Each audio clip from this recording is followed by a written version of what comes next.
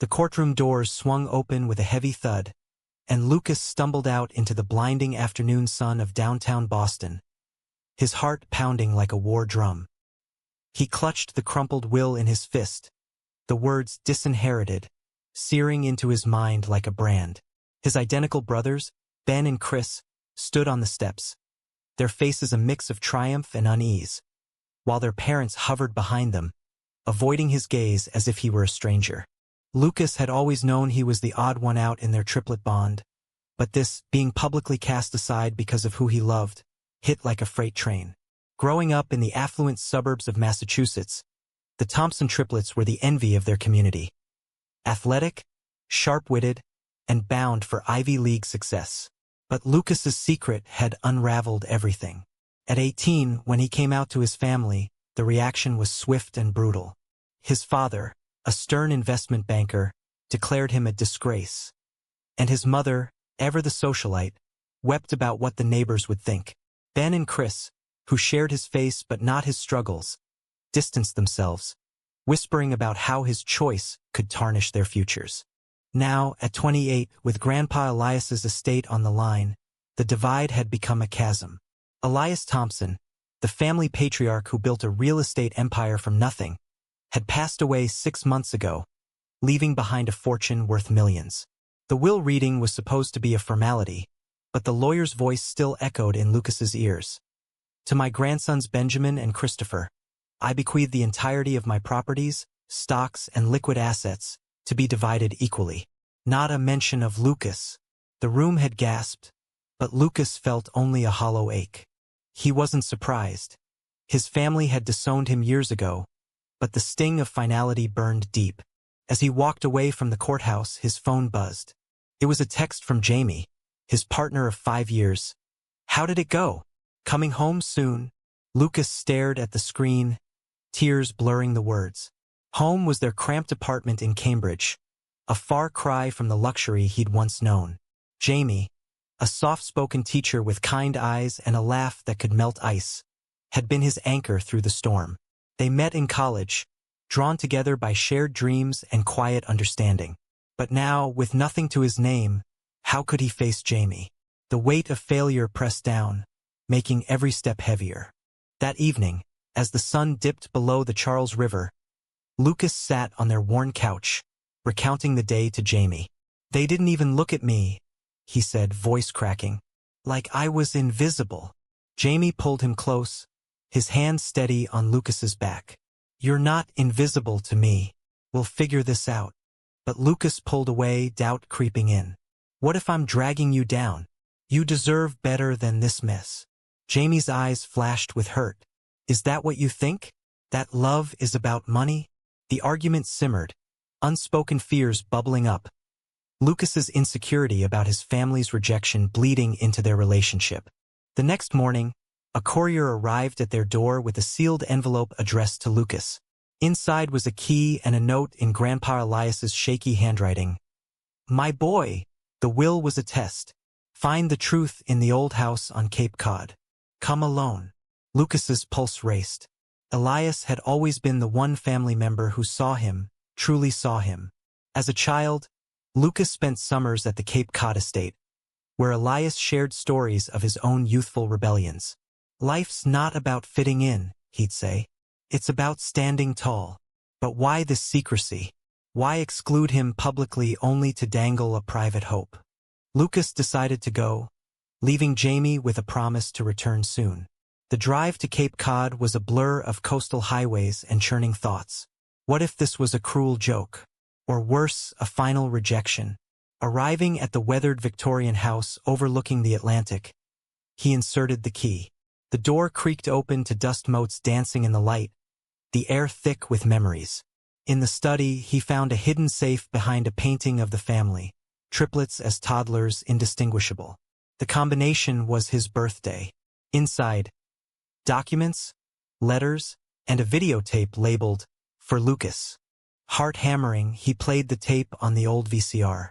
Elias's face filled the screen, frail but fierce. Lucas, if you're watching this, you've been through hell. I know about the disownment. Your parents. They're blinded by their own fears. But I saw you always. The will, it was to force their hand, to make them confront what they've done. Elias paused, coughing. The real inheritance is yours, the house, the offshore accounts, everything. But only if you forgive them, or walk away forever. The choice is yours. Lucas sank to the floor, tears streaming. Forgiveness? After years of pain, the weight of it crushed him. Back in Boston, Ben and Chris celebrated their windfall at a family dinner. Finally, justice. Their father toasted. But Chris shifted uncomfortably. What about Lucas? Grandpa loved him too. Ben scoffed. He made his bed. Yet doubt lingered in Chris's eyes. He'd always felt the triplet bond. A silent pull even in estrangement. That night, Chris dreamed of their childhood. 3 boys racing on the beach, inseparable. Waking, he wondered if the inheritance came at too high a price. Lucas spent the night at the house, wrestling with Elias's words. Dawn broke over the waves and he made a call to his lawyer. I need to contest the will. But as he hung up, a text from an unknown number. Don't do it. It's a trap. Who? And why? The game had just begun. The anonymous text haunted Lucas as he drove back to Cambridge. The Cape Cod house fading in his rearview mirror like a ghost. Was it Ben? Chris? Or someone else pulling strings? Paranoia set in, mixing with the raw emotion of Elias's video. He arrived home to find Jamie pacing, worry etched on his face. You look like you've seen a dead man, Jamie said, pulling him into a hug. Lucas hesitated, then spilled everything, the note, the safe, the ultimatum. Jamie's eyes widened. Forgive them? After what they did to you? They talked late into the night, the conversation veering from anger to exhaustion. It's not just about money, Lucas admitted. It's about proving I'm worth something. Jamie nodded, but his voice held an edge. And what if forgiving them means losing yourself? We've built a life here without them. The tension lingered, a crack in their foundation. Lucas loved Jamie's steadfastness, but lately, it felt like a cage. Jamie's caution clashing with Lucas's need for closure.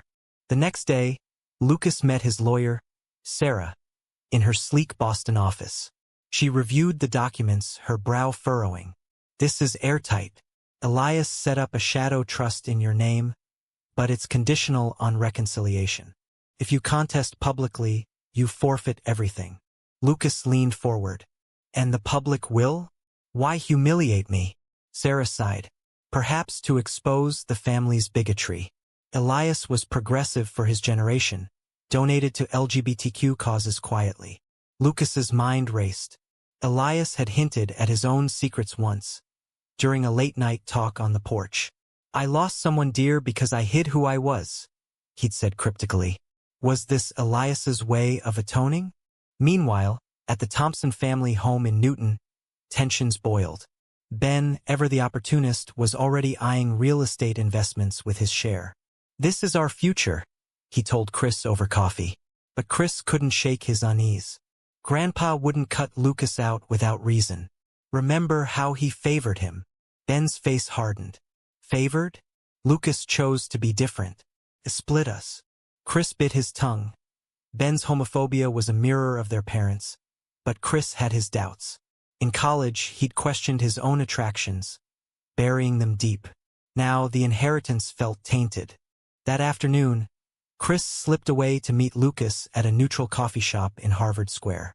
The brothers faced each other, identical features twisted by years apart. Why are you here? Lucas asked warily. Chris glanced around. I got your number from Mom. Look, the will. It doesn't sit right. Lucas's eyes narrowed. You think?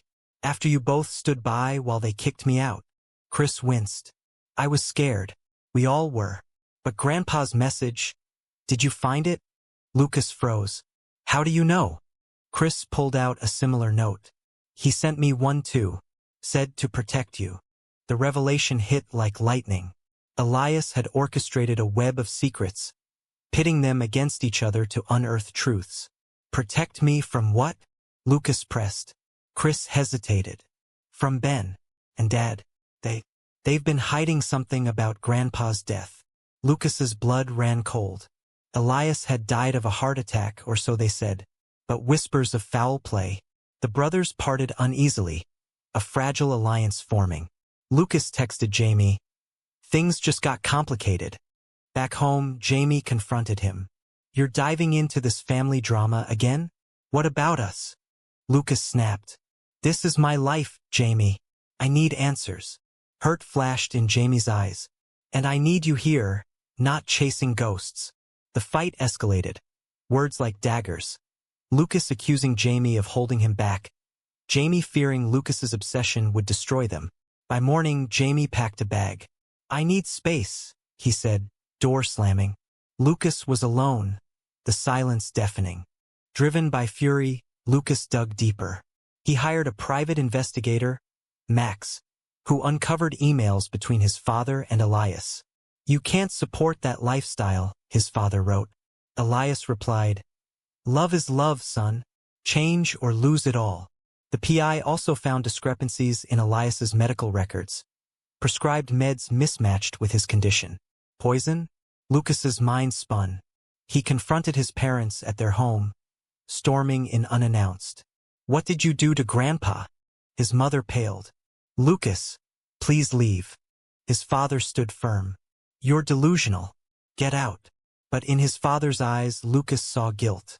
Ben, overhearing, pulled Lucas aside. Drop this, or you'll regret it. Threat or warning. Lucas left, heart racing. That night, another text. Meet at the Cape, midnight. He went, flashlight in hand, finding Chris waiting. Ben's involved, Chris whispered. He altered the will docs. Betrayal cut deep, his own brother sabotaging him. As they plotted, headlights pierced the dark. Ben's car. Confrontation loomed. The beams from Ben's car blinded them, casting long shadows on the Cape Cod driveway. Lucas and Chris stood shoulder to shoulder, the triplet bond flickering back to life amid the chaos. Ben stepped out, his face a mask of rage. What the hell is this? A reunion? Lucas advanced. You tampered with the will. Why? Ben left bitterly. To protect the family. You think Grandpa's fortune should go to you? After you shamed us. Chris intervened. Shamed? For being himself? You're the one hiding, Ben. The argument exploded under the stars, years of resentment pouring out. Ben accused Lucas of selfishness, Chris of weakness. Lucas fired back. You both abandoned me when I needed you most. Grandpa saw that. Ben's eyes gleamed. Grandpa was senile. I convinced him to change the will for our sake. Chris gasped. You manipulated him? Ben shrieked. He was dying. Easy to sway. The admission hung heavy. A betrayal that shattered the last illusions. Lucas lunged, but Chris held him back. Not like this. Ben drove off, leaving them in stunned silence. Lucas returned to Cambridge, the empty apartment echoing Jamie's absence. He called, voicemail after voicemail. Please come back. I need you. No response. Isolation gnawed at him, amplifying his inner turmoil. Was pursuing justice worth losing love? Elias's words echoed. Forgive or walk away.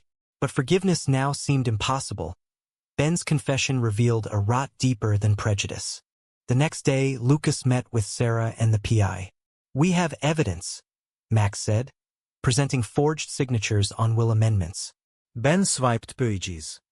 Sarah nodded. This could invalidate the public will, triggering the shadow trust. But Lucas hesitated. If I expose them, the family crumbles. Am I ready for that? Sarah's gaze softened. What do you want, Lucas? Revenge or peace? The question mirrored his soul's conflict, vengeance tempted, but so did healing.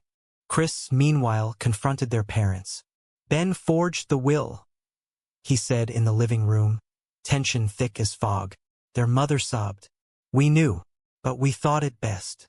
Their father exploded. Best? For who? Lucas is an abomination. Chris recoiled. He's our brother. Your son. The room fell silent. The father's bigotry laid bare.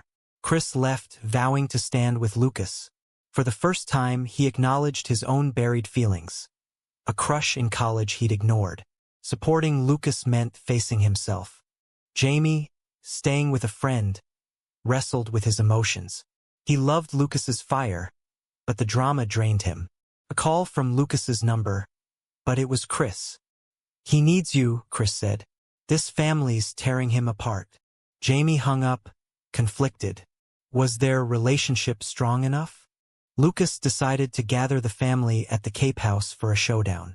Invitations sent, he prepared Elias's video. The day arrived, storm clouds gathering over the ocean. Parents, Ben, Chris, all present, unease palpable. Lucas played the tape. Elias's voice filled the room. "If betrayal is uncovered, the guilty forfeit all." Gasped. Ben peeled. "How?" Lucas revealed the evidence. "You thought you won, but Grandpa anticipated this." Chaos ensued. Their father denied involvement, but emails proved otherwise. "We did it for the family name," he admitted finally. Their mother broke down. "We were wrong. Society pressured us." Lucas's heart twisted. Pity mixed with anger. Society? Or your own hate? Ben, cornered, lashed out. "You ruined us." But Chris defended. "No, Ben. We ruined ourselves." The family fractured, truths exploding like grenades. As the storm raged outside, Lucas stepped onto the porch, rain soaking him. Jamie arrived unannounced, drawn by worry. "I couldn't stay away," he said, embracing Lucas. "Whatever happens, we're in this." Relief washed over Lucas, but doubt lingered. Could he rebuild with Jamie while his family burned? The meeting ended with no resolution. Accusations flying, doors slamming. Lucas retained the shadow trust, but the victory tasted bitter. Ben threatened lawsuits. Their parents retreated into silence. Chris stayed, offering alliance. "We're triplets. We fix this together." But Lucas wondered, at what cost? In the aftermath, Boston buzzed with whispers. The Thompson scandal leaking to local media. "Family feud over gay heir's disinheritance," headlines screamed. Lucas avoided the spotlight, holing up in the apartment with Jamie. Their reconciliation was tentative, marked by quiet talks and shared silences. "I pushed you away," Lucas confessed one night. "Fear of losing everything." Jamie squeezed his hand. "We almost did, but we're stronger now." Yet, Jamie's eyes held unspoken fears. Would Lucas's quest consume him? Chris moved in temporarily, the triplet dynamic shifting. Late nights, they dissected memories.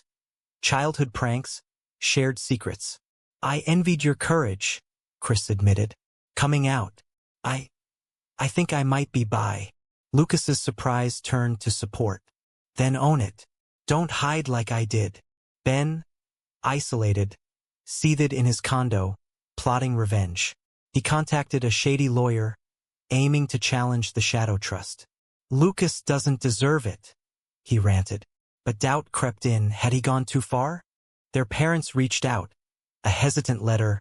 "We want to talk." Lucas ignored it, anger simmering.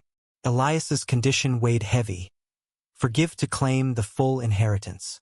The offshore accounts held millions, enough for a new life. But forgiveness? After manipulation and hate? Sarah advised, "Legally, you can take it without them. But emotionally?" Lucas pondered, staring at the Atlantic from the Cape House. Now his. Waves crashed, mirroring his turmoil. Jamie urged caution. "Don't let this define you. We've got each other." But Lucas obsessed, digging into Elias's past. Old letters revealed Elias's lost love. A man from his youth, hidden due to Ira's intolerance. "I regretted silence," Elias wrote. The parallel hit Lucas. His own life echoed Elias's regrets. Was this the final gift? A lesson in breaking cycles? Ben struck first, filing a lawsuit claiming undue influence. Court dates loomed, dredging up painful testimonies. In pretrial, Ben accused, Lucas brainwashed Grandpa. Lucas countered with evidence, but the toll mounted, sleepless nights, strained talks with Jamie. "This is killing us," Jamie said during a fight. Choose, them or me. Lucas recoiled. It's not that simple. Jamie left again, this time for good? Despair gripped Lucas. Chris testified for Lucas, exposing family secrets. Our parents pressured us to shun him. The courtroom gasped. Their father on stand broke. I was raised to believe it's wrong, but I love my son. A crack in the armor. Lucas's heart softened, but betrayal lingered. Post-hearing, their mother approached. Please, Lucas, let's heal. He walked away, conflicted. The trial intensified, media frenzy peaking. Protests outside. LGBTQ activists supporting Lucas. Conservatives decrying family destruction. Lucas felt exposed, his life a spectacle. One night, vandals targeted the apartment. Freak, spray-painted on the door. Jamie returned, fury overriding hurt. We're fighting this together. Their bond reignited, forged in fire. Ben cracked under pressure, withdrawing the suit. I was wrong, he muttered in a private meeting. Fear drove me. Lucas stared. Fear of what? Me? Ben confessed. Of being like you. I had feelings once. The triplet truth emerged, all three grappling with identity in different ways. Tears flowed, barriers crumbling. Lucas faced his parents alone. Why now? He asked. His father sighed. Losing Grandpa made me see. I don't want to lose you too. His mother added. Society changed. We didn't. Lucas weighed their words, sincere or self-serving. Elias's ultimatum loomed. Forgive? In the end, Lucas chose partial reconciliation, claiming the inheritance but setting boundaries. We'll try, he told them. With Jamie, he planned a future, perhaps marriage, a home. But scars remained. Chris came out publicly. Ben sought therapy. The family shifted imperfectly. Peace settled uneasily, like fog over Boston Harbor. Lucas managed the estate, channeling funds to LGBTQ charities in Elias's name. The Cape House became a sanctuary, where he and Jamie hosted quiet weekends. This is ours now, Jamie said, watching sunsets. Lucas nodded, but shadows lingered, doubts about his family's change. Were they truly reformed, or placated by wealth? Chris thrived, embracing his identity with a new partner. Thanks to you, he told Lucas over brunch. Ben, slower to heal, attended family therapy. Sessions were raw, accusations, apologies. I betrayed you, Ben admitted. Lucas responded, and I survived. Progress inch by inch. Their parents joined, awkward but earnest. We failed you, his father said. Lucas's reply, yes, but we're here. Forgiveness wasn't absolute, but a process. Yet, societal pressures persisted. At a charity gala, whispers followed Lucas. The disowned triplet. He held Jamie's hand defiantly, but inside, wounds reopened. Jamie noticed. Ignore them. Lucas smiled faintly. Easier said. Their relationship deepened, tested and true. Plans for a wedding emerged, simple, by the sea. No family drama, Jamie joked. Lucas laughed, a rare lightness.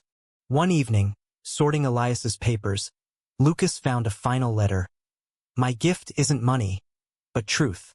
You forced change. Proud of you. Tears fell. Elias's master plan succeeded, at great cost. Lucas reflected on the journey. Disownment, betrayal, awakening. The price? Lost years, broken trust. Worth it? As months passed, the triplets rebuilt. A joint business venture, real estate with inclusive policies. Ben's transformation surprised, advocating for equality. Chris mused, Grandpa knew we'd get here. Lucas wondered, manipulation or wisdom? Jamie and Lucas married on Cape Cod, waves applauding. Family attended, tentative harmony. Vows exchanged, rings slipped on, symbols of endurance. But in quiet moments, Lucas questioned, had he compromised too much? Life moved forward, but echoes remained. A family dinner, laughter mixed with tension. Lucas watched his brother's parents, changed yet marked. Society's gaze lingered, judgments unspoken. He pondered the moral maze. Right choices amid wrong? In the end, Lucas stood taller, scars badges of survival. The inheritance funded dreams, but the real legacy was resilience. Yet, one doubt persisted. Did forgiving betrayal heal or enable? Was Grandpa's manipulative will a necessary evil to force family growth, or an unethical overreach that caused more harm than good?